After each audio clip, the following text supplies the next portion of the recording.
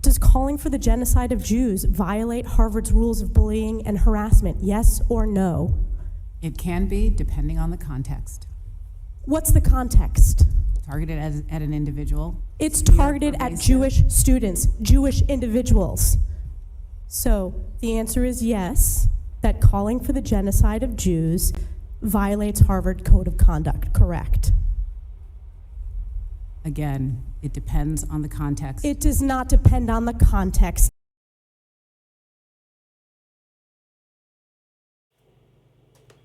The resignation of the president of Harvard, Claudine Gay, has been predictably divided. For some, the university's first black head deserved to lose her job after accusations of plagiarism and a completely shambolic performance at a congressional hearing on anti-Semitism last month. And Dr. Gay, at Harvard, does calling for the genocide of Jews violate Harvard's rules of bullying and harassment? Yes or no? It can be, depending on the context. What's the context? Targeted at an individual. It's targeted at Jewish students, Jewish individuals. So the answer is yes, that calling for the genocide of Jews violates Harvard Code of Conduct, correct? Again, it depends on the context. It does not depend on the context. The answer is yes, and this is why you should resign. Amazing. All depends on the context, apparently. Anyway, some people are ignoring that and are claiming that there's actually a sinister racial agenda in this sacking. The civil rights activist, Reverend Al Sharpton, said that Gay's resignation is, quote, an assault on the health, strength and future of diversity, equity and inclusion. Well, my next guest has done a lot of thinking about this subject, and she says it's time to make merit matter more than liberal box ticking. Delighted to welcome to Uncensored research fellow at Stanford's Hoover Institute, the author and activist Ayaan Hirsi. Ayaan Hirsi, thanks so much for joining us on Uncensored. Tell me... Oh, Douglas, thank you for having me. Well, tell me first of all, what do you make of the Reverend Al Sharpton's claim there? This is all about race, apparently. It's not all about race, it's about the mediocrity and mafia that he represents so well and that he has profited from for so many years. And I think it's time that we ditch this diversity, equity, and inclusion movement that is really all about dismantling and degrading our institutions. They're about expunging our history, and they're about indoctrinating kids at school. And it starts at universities and it goes beyond that. And I'm really one of those people today who is celebrating the resignation of Claudine Gay. But I think I'm also realistic enough to say that is just at the surface. The problem is much deeper. It started at universities, it has spread to corporations, it has spread to lower ed, from K to 12. It's everywhere in America. And I think it's time that we take a good look, a good deep look at what's going on, and this is just the start. I agree with you, Anne. I mean, this is why it matters. Sometimes people think that what happens at Harvard is just a bit of Ivy League stuff. But it isn't, as you say, because it's going out all across the rest of America, indeed the rest of the world. I mean, well, the rest of the West anyway. Plenty of people in China are getting on with things anyway. But just going back quickly to Claudine Gay at Harvard, I mean, I find it pretty startling that this is a woman who became president of perhaps the most elite university in America. And she published no books. She published 11 articles in her career. And it's turned out that much of them were just plagiarized, stolen from other people. So how did she even get there in the first place? She has 50 allegations of plagiarism against her.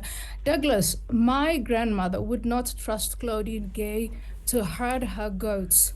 This woman could not be the president of Harvard. I don't understand how this happened, and yet I do. And people like me, Helen Pluckrose, James Lindsay, there were so many of us early on who saw this years and years ago and who kept on saying, this thing is rotten, it's not going to go away. We were told so many times, oh, it's universities, radical ideas emerge in universities, but over time they disappear. No, the rot is deep. And this woman is one small representative of it. She's gone, and my big worry, Douglas, now is that they're going to say, okay, this woman is gone, the one at Penn University is gone, and we're going to have a new president, we're going to maybe have a new board and move on. And I think that would be such a squandering of opportunity for real reform. Let me give you another couple of reactions to her resignation this week. Ibram X. Kendi, the author of a book called How to Be an Anti-Racist, which I think's the wrong title for it. You should just take anti out. Ibram X. Kendi said that in the wake of Claudine Gay's resignation, racist mobs won't stop until they topple all black people from positions of power and influence. And Ida Bay Wells, Nicole Hannah-Jones, one of the authors of the 1619 Project for the New York Times. I just got to jump in here and basically say that Hirsi Ali probably came out with the comment or the quote of the day, the week, the month for probably all of 2024 when she says Claudine Gay, Mrs. Magoo, the past president of Harvard, that even her grandmother wouldn't trust Claudine Gay to trust her with herding her goats back in her country. I mean, that's absolutely classic, folks. Absolutely classic. This is a lady who has absolutely no academic achievements whatsoever. And whatever her academic prowess was, which is basically zero, was all copied and plagiarized. And we all know this. If a student had done a tenth or less of what she had done, that student would be brought up before the honors review board and would be at the minimum disciplined and at the maximum expelled from the university for violating their sacred oath as a student that they would not cheat.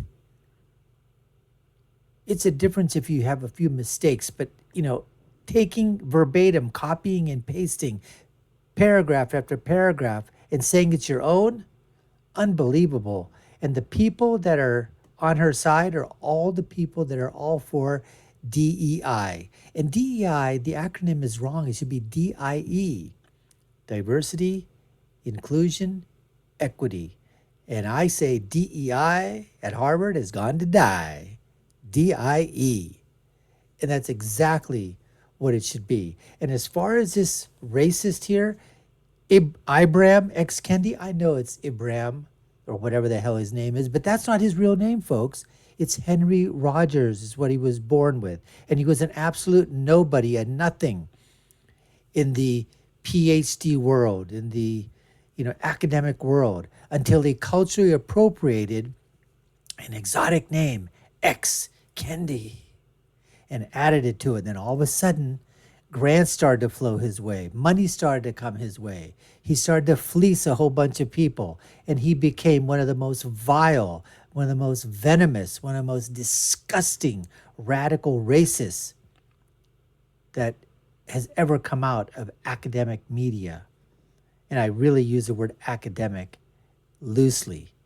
This is a guy that has squandered, literally pocketed tens of millions of dollars that was given to him to form some type of a racist think tank at the Boston University. And nobody knows where the money went to.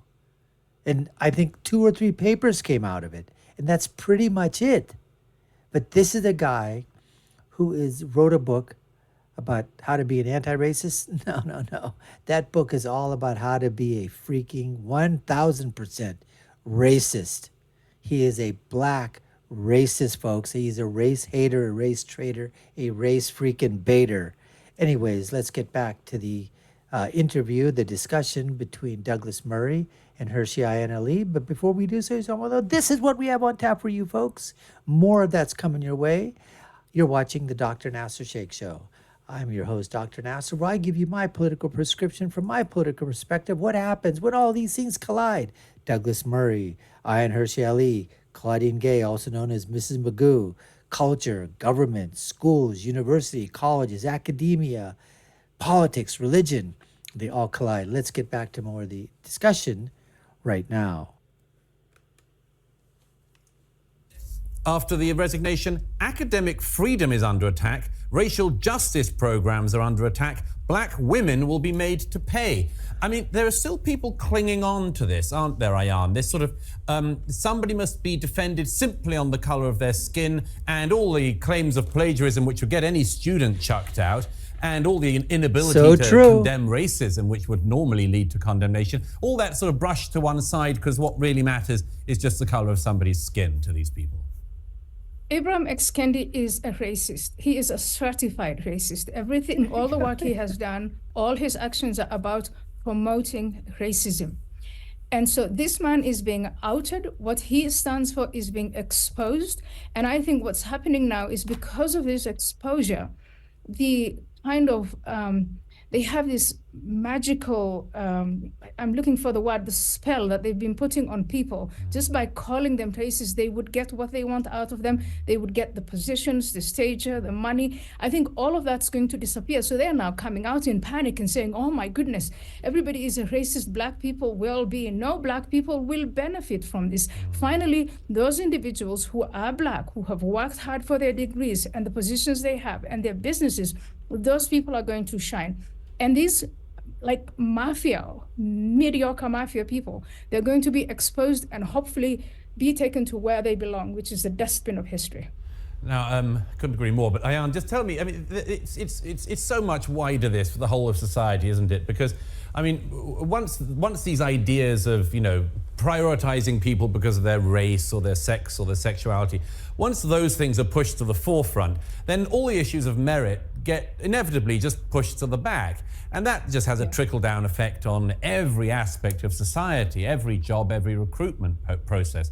You're, if I can say so, I mean, you're an amazing example of merit. You're in your own life. You escaped a forced marriage, went to the Netherlands, learned Dutch, which isn't easy, became a member of the Dutch Parliament, and built a career for yourself in Europe and then America. Why is it, though, that this sort of merit-based system, why do you think it's become so unpopular? Because surely, as you say, it's the best chance anyone has.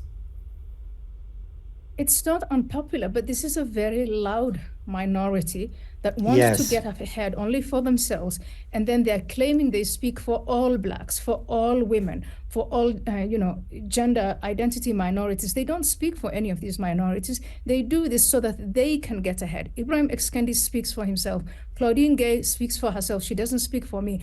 I think it's very important, Douglas, to note that there are disparities in our societies. There are large groups of people who are left behind. And it's extremely important to tackle that.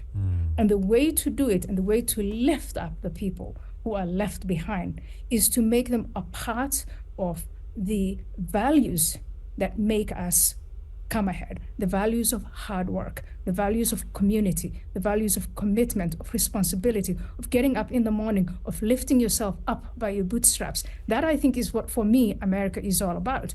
And we can do that without degrading the standards of what has lifted up everyone out of poverty.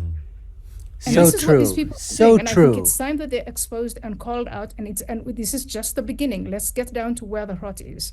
I couldn't agree more. But finally, let me just ask you, I mean, this seems to have come about because of an idea that everything's a zero-sum game. You know, if for instance, if women are going to be advanced in society, men have to be punished. You know, if there's going to be more visibility of gay people, you've got to punish straight people and degrade straight people. And that if you're going to make more opportunities, or not even more opportunities, just put people in positions of more prominence in American society or British society, you've got to sort of beat up on white people a bit. And all the studies have shown in recent years, in America and in Britain, there was one again just a couple of years ago, that this means, among other things, that you have the left behind of white men, young white men, who nobody's speaking up for. Absolutely. You hear that all the time. You don't want black men to move ahead and leave white young men behind. You want everyone to advance. And I think in order to do this, we have to be really honest about the frameworks that we have, the framework of equal opportunity, not equity as they call it, which is the E in the DEI, which is about equal outcomes. And we know where equal outcomes, we know where hardcore socialism and hardcore communism, we know where they lead. They lead to more disparity, more division, and they lead to the gulags. And that's what these people are all about. And I think I'm just really grateful that the conversation has now begun and that we can, A, address disparities and fight racism, fight misogyny, stand up for people with gender dysphoria and not have their suffering used against them so that people like these crazy transgender activists can get ahead. And I think, Douglas, I mean, Happy New Year. I think we are starting the new year off on a good place. Well, I agree, but who'd have thought that Harvard was the place which DEI went to die? Thank you very much, Ayaan Hirsi Ali. You're welcome back anytime.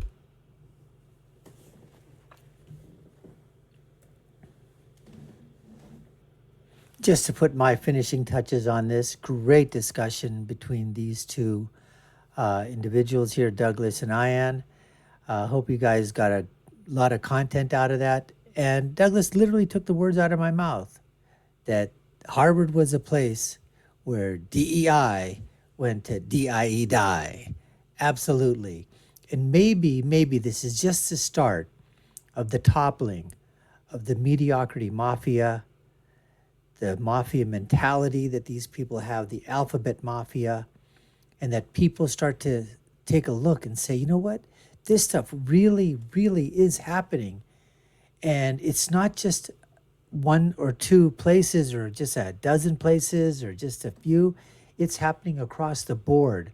Claudine Gay, there are so many other Claudine Gays out there that we don't hear about. And those are the ones that need to be stopped because it is harming everybody. Because everybody starts to ask, anybody of color, black, minority, Hispanic, whatever. And you're always wondering, did that person really get to school, that school, on their own merits? Or they slide in under the carpet with lower grades and lower test scores? Or did they get a push in scoring and somebody else who deserved that spot wasn't able to get that? Did that person actually get that position on their own merit? Or was it just this DEI stuff? And that's exactly what people start to think. So it hurts the people that did their things on merit because nobody knows. So this whole thing needs to change. And slowly but surely, hopefully this is a step in the right direction, that we see more of these people just get toppled from their jobs and get canned and get fired. And then where we're really going to find out if this is working is who their replacements are going to be. If it's going to be more of the same, well, then it's business as usual, which is going to be unfortunate. But we've got to continue to fight these battles on their turf. Otherwise, who else is going to do it, folks? Who else but us? Anyways, we appreciate you taking the time to watch. You've been watching the Dr. Nasir Shaikh Show. I've been your host. My name is Dr. Nasir. And if you haven't done so already, we'd love you to subscribe to the channel. If you think we've earned it, hit that subscription button, notify.